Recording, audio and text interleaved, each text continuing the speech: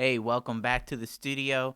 We are looking at Returning to Westeros. It is a House of the Dragon featurette. Yes, it's behind the scenes. It's 4 minutes, and boy, oh boy, I'm excited about this. What? Your energy going. The freaking House of the Dragon is my most anticipated series of the year. Yeah. Let's get back to I'm with you. Westeros, everybody. I'm with you. Let's return to Westeros, if you Let's will. get in there. All right, here we go. Ooh, cool. When I got a call saying that they were making this show that was set 200 years before Game of Thrones, I was really interested. When I got the gig, for that split second, you're like, oh my God, you're in Game of Thrones, it's the biggest thing ever. Yeah, it You is. put the phone down, you're like, oh God, now I've got to do it. Game of Thrones has such a history and a fan base and a culture that exists beyond it and around it. It's the biggest TV show, so yeah, so there's a bit of pressure to live up to. Feel it.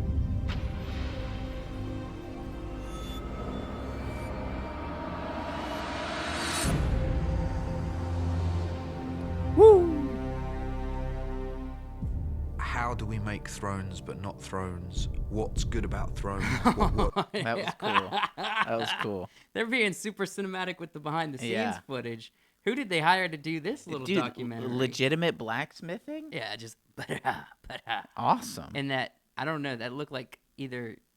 How quickly do those things move? They can move really fast or they can move slower. I bet you that was probably either 60 or 120. It's probably 120 frames. Let's be honest. I mean, for the most part, it's going to be kind of like a bump, bump, bump. okay, bump. so probably 60 frames per second. It was cool. Let's keep That going. was cool. Worked in Thrones, what didn't? What do we want to better? How do we want to evolve the style? It wasn't just a prequel for prequel's sake. There was actually a reason to tell the story. The Okay. Targaryens are the fascinating dynasty that we don't really know much about from the original books because at that point they've all died out. There was this once great day where there were dozens of Targaryens running around and a bunch of dragons, and they ruled over Westeros. It was a time of peace and prosperity, and everybody knew that if you messed with the Targaryens, you would get the dragons, so nobody dared to overthrow them. This period in Westeros was a very decadent time. Oh, So you get to see cool. what the realm looks like before it descends into the yeah, detritus horns and go back. Yeah, I saw was it. cool. That is awesome. decadence of war that you see in the original series. So I was fascinated in going back to that time and seeing the Targaryens at their height and learning what it was that Daenerys lost in trying to win back throughout the story. I saw that shot and I The was like, wait a second, that's familiar. I've seen I this know that before. back. Yeah. Did you also see those shots of the table at Dragonstone? Yeah, It's I was gonna mention familiar that. with the other show. It looks awesome. Yeah. original Game of Thrones was very much an epic that was weaving together various different threads. It still has that scale and scope, but it's really just the story of one family slowly tearing itself apart. Oh, cool. There's a wish fulfillment for an audience of Heck things yeah. they want to see. We're not here to not give it to them. We're here to give them the thing that they want, just not in the way that Damon's outfit is cool with the red. they're expecting. and red We're not mane. trying to rehash the past. We're trying to find something fresh and exciting.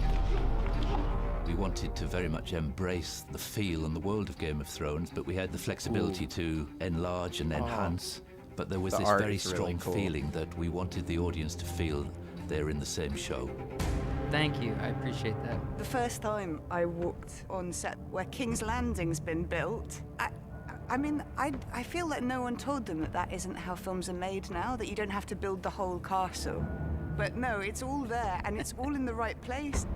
You read the script at home and you imagine the scene, and then when you come in, it's always twice the size you imagined it. You walk around these sets that look like ancient monuments and buildings with massive statues, or you can be on these amazing locations. You cannot believe that this is on the earth somewhere this extraordinary. The other series of Game of Thrones was absolutely brilliant, and the costume were brilliant. So it was not a question of doing better. It was just a question of doing something beautiful.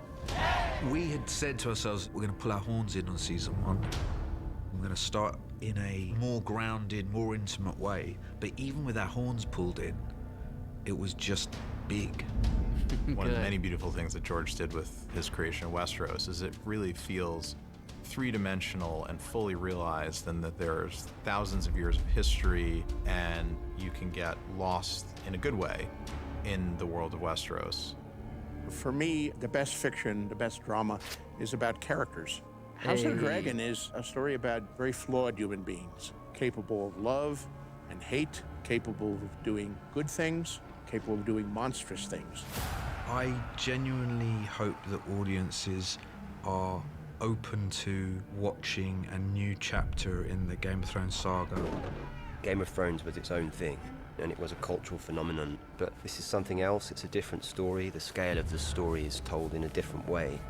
All that size that we loved in Game of Thrones is here, but House of the Dragon is rooted in the domestic and the familial. I hope fans will get everything that they got out of Game of Thrones and more. More dragons. Heck yeah. She knows. Well, there it is. That was the best thing I've heard. More dragons. It seems like they're a little insecure that people won't like it as much as Game of Thrones. You think they're a little insecure? There could be a reason for that, because they might be telling a different kind of story. You know, we've talked about this previously, of it being more, maybe feel more like a historic epic, as opposed to what we saw in the original show, which is okay. Absolutely. And so they might be referencing that. They might be referencing that the way the story is told and the way it feels is going to feel different. Yeah. But that's okay. It's cool to experience something different. We don't have to do the same thing. Yeah. Which is, I mean, it's interesting. He said going back, they were going to try to keep it tame, but even trying to keep it tame, even wasn't trying happening. to, you know, it's so big. You know, Yeah. it's Game of Thrones. It has to feel epic, which is really, it's fun. It's the way this kind of show should be made. As an epic, is almost an opera. Yes. You know? Absolutely. I mean, I think my favorite parts of Game of Thrones, although the battles, although the bigness of it is incredible, I think the complexity of the characters is what draws us in. It's why the majority of the show is not all of these action sequences. It's mostly interpersonal problems. Like the first season, they didn't have a budget to do a big battle scene, so they just were like, Tyrion's knocked out. You know what I'm saying? And it's interesting. That was most of the first season. It's more interesting when you watch something or you read something, and it takes place, which most wars and things do, amongst nobility, because these people have known each other. They've known each other for years. Yeah.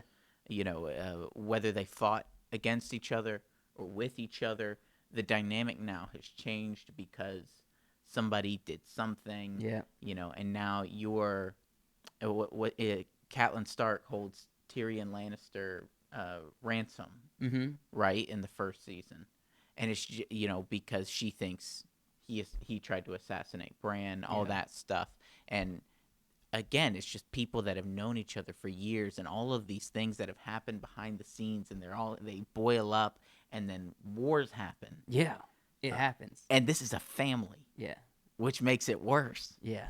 And we got some awesome, cool, new, quick moment visuals of some dragon stuff. Yeah, the dragon flying. Yeah. You can see Daemon's dragon has sort of it almost looks like it has a second sort of pair of, not wings. There wouldn't necessarily be wings below its primary wings. So kind of like these little course flanges. correctors? Yeah, Okay. almost like little manatee looking things. Yeah, yeah. Just Little every details. time I see his dragon. Fun. Dude, it's so cool. I so far it's been the coolest looking dragon. Yeah, and probably in the whole show at this point. Yeah. I'm excited to see a lot more of it. What are you all thinking? You excited? Are you ready for August? Are you ready to see it? We are. We're very excited to watch this show. Thank you so much for watching up to this point. If you would subscribe to the channel, like the video, and let us know in the comments all of your thoughts, predictions, ideas, and love for Game of Thrones and George Martin. You know what I'm saying?